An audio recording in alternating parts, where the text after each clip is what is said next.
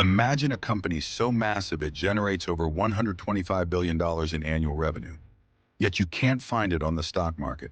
A giant that owns oil refineries, chemical plants, agricultural companies, tech manufacturers, and even brands you probably use every day without you even realizing it. An empire that, unlike Apple, Amazon, or Google, answers to no shareholders, only to one family, the Kochs. Today, we're diving into the story, power, and secrets of Koch Industries, the largest private company in America and one of the most influential in the world. It all started in the 1920s, when a chemical engineer named Fred Koch invented a revolutionary method for refining oil.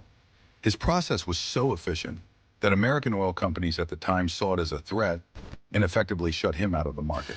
So Fred took his technology abroad, building refineries in the Soviet Union, Germany, and several Middle Eastern countries. When he returned to the U.S., he founded the Wood River Oil and Refining Company, which would eventually become Koch Industries. But the real turning point came with the second generation, Fred's four sons, and especially Charles Koch. When Charles took over in the 1960s, the company was already successful. But he had a bigger vision: diversification.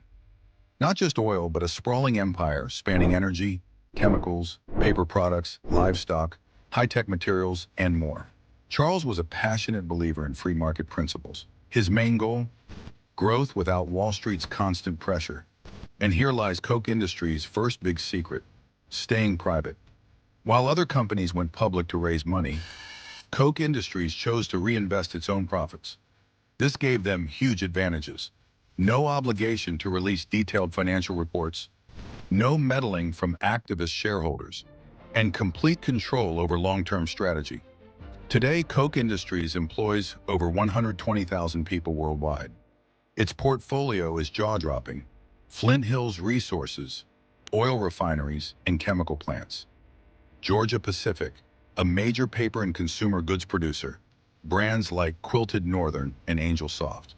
Invista, synthetic fibers used in clothing, carpets, and industrial textiles.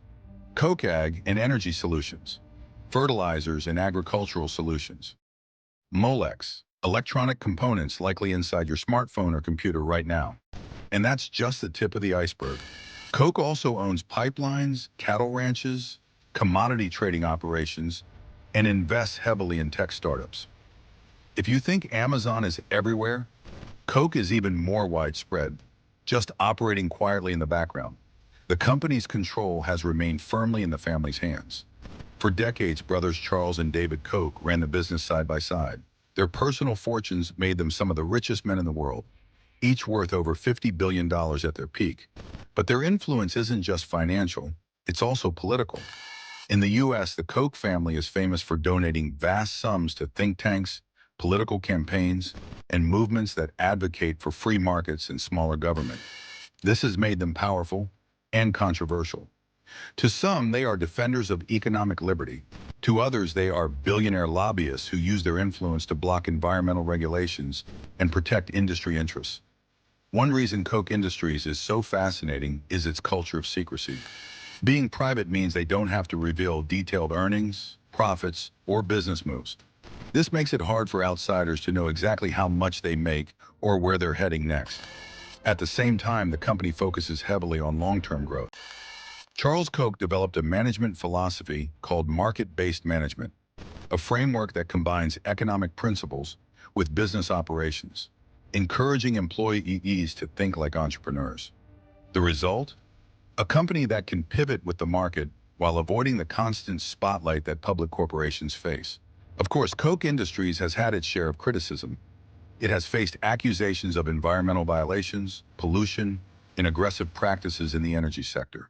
In the 1990s, for example, the company paid millions in fines for oil spills and uncontrolled emissions.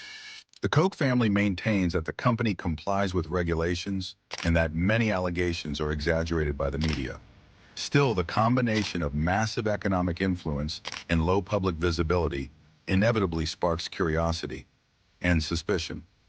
After David Koch's death in 2019, Charles remains the sole brother actively involved in running the business, and he shows no signs of taking the company public.